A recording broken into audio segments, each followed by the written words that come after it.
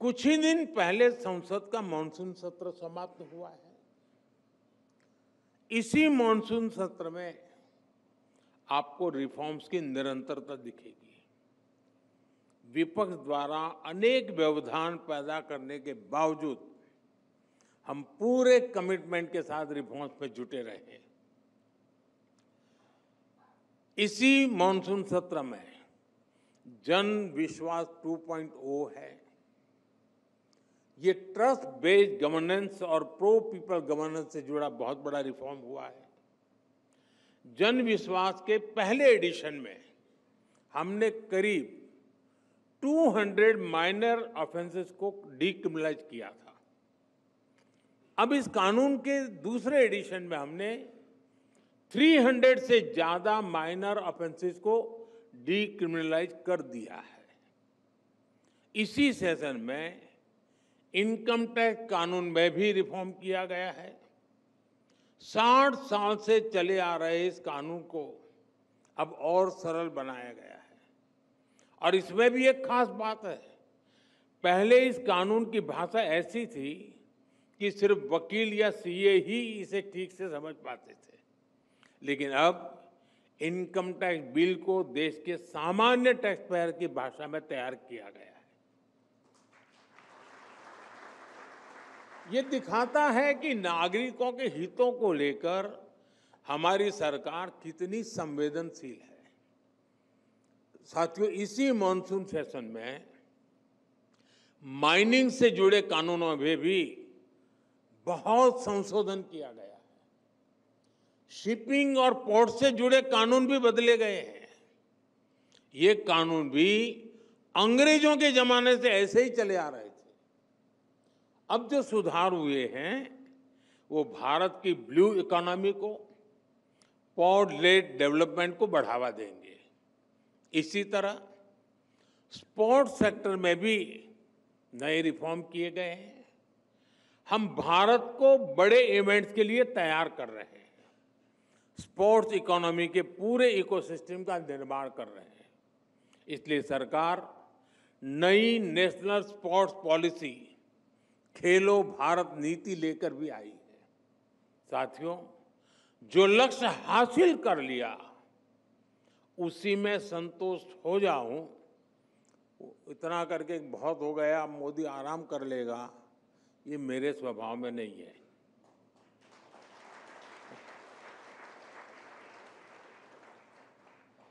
Reforms को लेकर भी हमारी यही सोच है।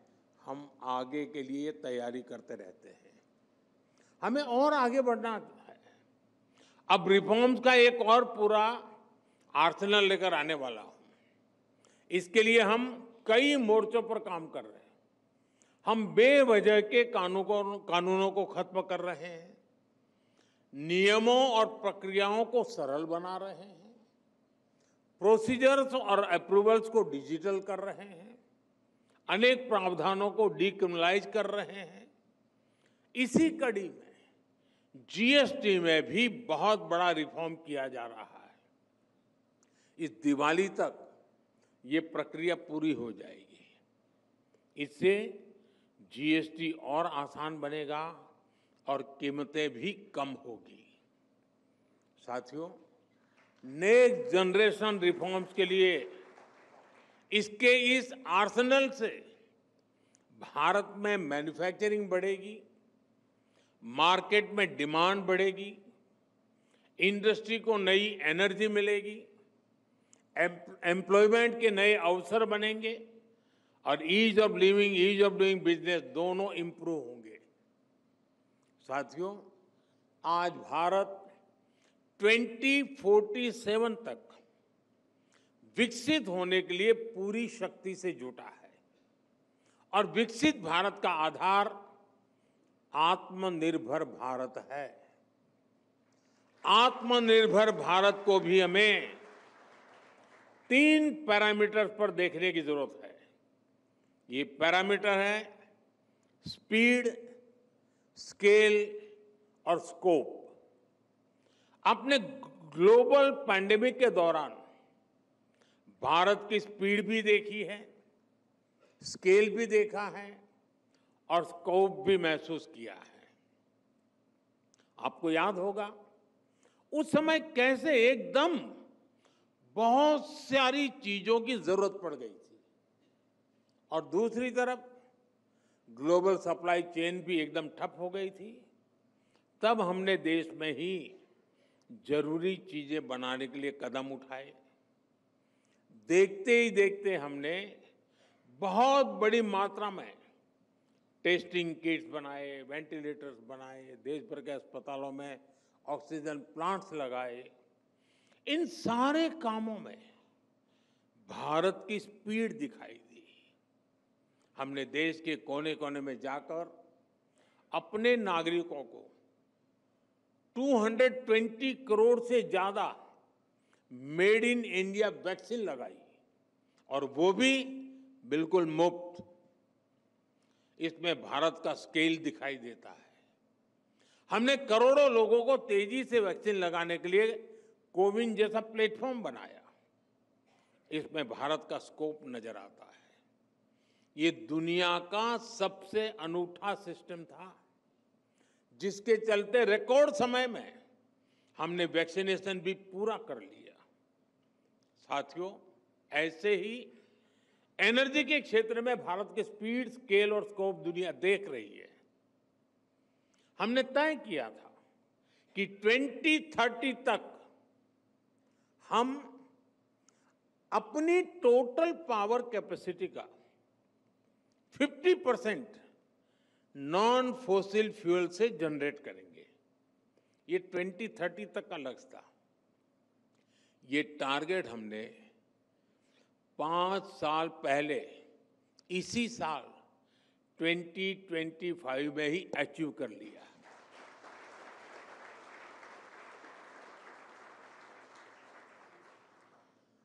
साथियों, पहले के समय जो नीतियां थी उसमें इंपोर्ट पर बहुत जोर रहा। लोगों के अपने फायदे थे, अपने खेल थे। लेकिन आज आत्मनिर्भर होता भारत एक्सपोर्ट में भी नए रिकॉर्ड बना रहा है। पिछले 1 साल में हमने 4 लाख करोड़ रुपए के एग्रीकल्चर प्रोडक्ट एक्सपोर्ट किए हैं। पिछले 1 साल में पूरी दुनिया में 800 करोड़ वैक्सीन डोज बनी है। इसमें 400 करोड़ भारत में ही बनी है।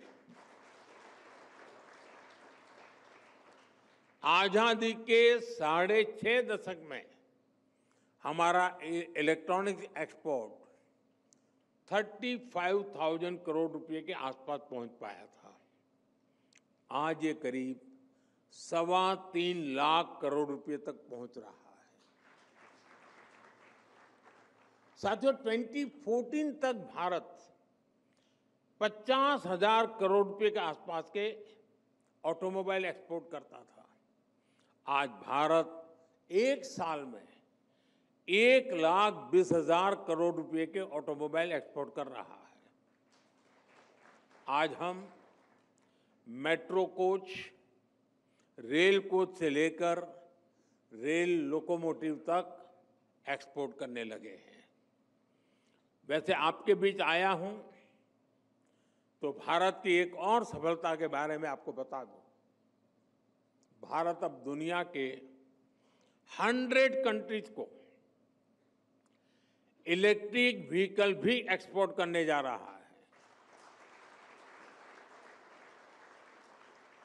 2 दिन के बाद 26 अगस्त को इससे जुड़ा एक बहुत बड़ा कार्यक्रम भी हो रहा है। साथियों, आप सभी जानते हैं देश की प्रगति का बहुत बड़ा आधार रिसर्च भी है। इंपोर्टेड रिसर्च से गुजारा तो हो सकता है, लेकिन जो हमारा संकल्प है वो सिद्ध नहीं हो सकता। इसलिए रिसर्च फील्ड में हमें अर्जेंसी चाहिए, वैसा माइंडसेट चाहिए। हमने रिसर्च को प्रोत्साहित करने के लिए बहुत तेजी से काम किया है। इसके लिए जो जरूरी पॉलिसी और प्लेटफॉर्म चाहिए, उस पर भी हम लगातार काम कर रहे हैं। आज रिसर्च और डेवलपमेंट पर होने वाला खर्च 2014 की तुलना में 2 गुने से भी अधिक हो गया है। 2014 की तुलना में फाइल किए जाने वाले पेटेंट्स की संख्या भी 17 टाइम ज्यादा हो गई है। हमने करीब 6,000 हायर एजुकेशन इंस्टीट्यूट में रिसर्च एंड डेवलपमेंट सेल स्थापित किए हैं। वन नेशन वन सब्सक्रिप्शन से भी आप परिचित हैं। इसने छात्रों के लिए विश्व स्तरीय रिसर्च जर्नल्स तक पहुंचने में उनको बहुत आसान बना दिया है। हमने 50,000 करोड़ रुपए के बजट के साथ नेशनल रिसर्च फाउंडेशन बनाया है। 1 लाख करोड़ रुपए की research development fund innovation scheme को भी मंजूरी दी थी। लक्ष्य ये है कि प्राइवेट सेक्टर में, विशेषकर सनराइज और स्ट्रेटेजिक सेक्टर में नई रिसर्च को सपोर्ट मिले। साथियों, यहाँ इस समिट में इंडस्ट्री के भी बड़े बड़े दिग्गज भी हैं। आज समय की मांग है कि इंडस्ट्री और प्राइवेट सेक्टर आगे आए, विशेषकर clean energy, quantum technology, battery storage, advance materials और बायोटेक्नोलॉजी जैसे सेक्टर्स में रिसर्च पर अपना काम और अपना निवेश बढ़ाएं। इससे विकसित भारत के संकल्प को नई एनर्जी मिलेगी। साथियों, रिफॉर्म, परफॉर्म, ट्रांसफॉर्म के मंत्र पर चल रहा भारत आज उस स्थिति में है कि वो दुनिया को धीमी ग्रोथ से बाहर निकाल सकता है। हम ठहरे हुए पानी में किनारे पर बैठ करके कंकड़ मारकर एंजॉय करने वाले लोग नहीं हैं।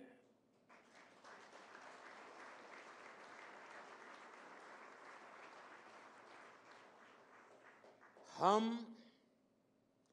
बहती तेज धारा को मोड़ने वाले लोग हैं। और जैसा मैंने लाल किले से कहा था, भारत समय को भी मोड़ देने का सामर्थ्य लेकर चल रहा है। साथियों, एक बार आप सबसे मिलने का मुझे अवसर मिला, इसके लिए मैं इकोनॉमिक टाइम्स का आभार व्यक्त करता हूं। आप सबका भी हृदय से बहुत बहुत आभार व्यक्त करता हूं, बहुत बहुत शुभकामनाएं देता हूं। धन्यवाद।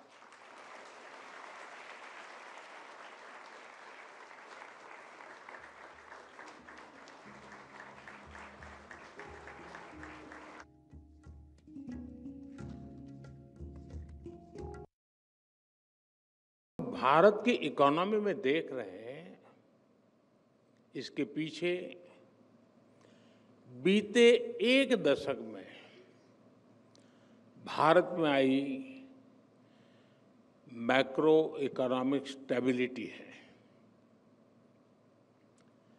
आज हमारा फिस्कल डेफिसिट घटकर 4.4% तक पहुंचने का अनुमान है।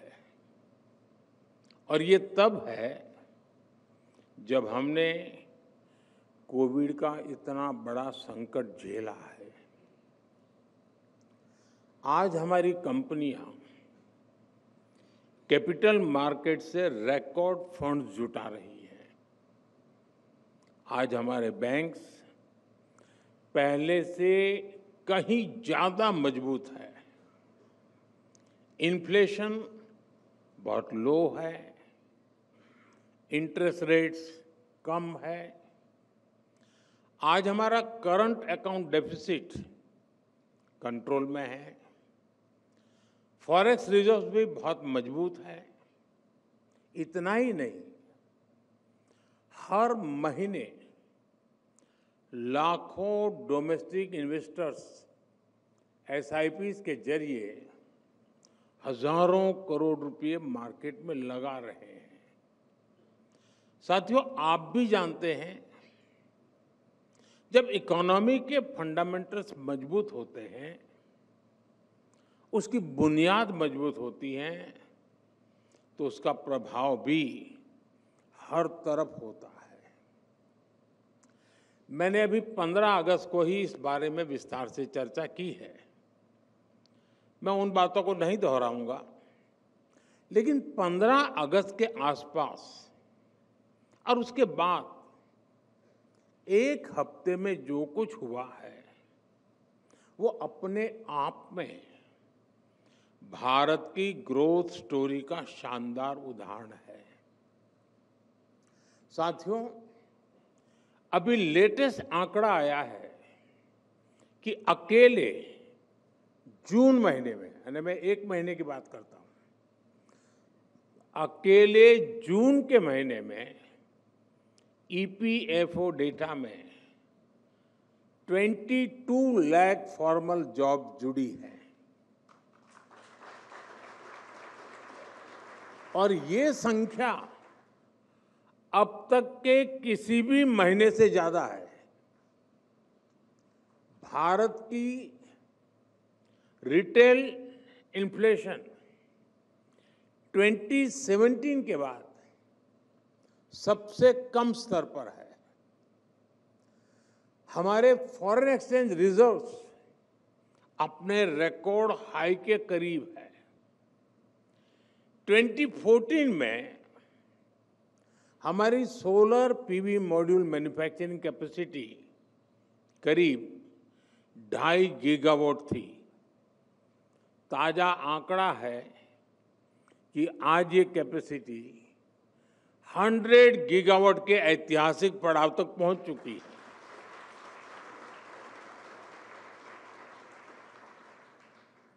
दिल्ली का हमारा एयरपोर्ट भी ग्लोबल एयरपोर्ट्स के एलिट 100 मिलियन प्लस क्लब में पहुंच गया है। आज इस एयरपोर्ट की annual passenger handling capacity 100 million plus की है। दुनिया के सिर्फ 6 एयरपोर्ट्स इस एक्सक्लूसिव ग्रुप का हिस्सा है। साथियों, बीते दिनों एक और खबर चर्चा में रही है। S&P ग्लोबल रेटिंग ने भारत की क्रेडिट रेटिंग अपग्रेड की है और ऐसा करीब 2 दशकों के बाद हुआ है।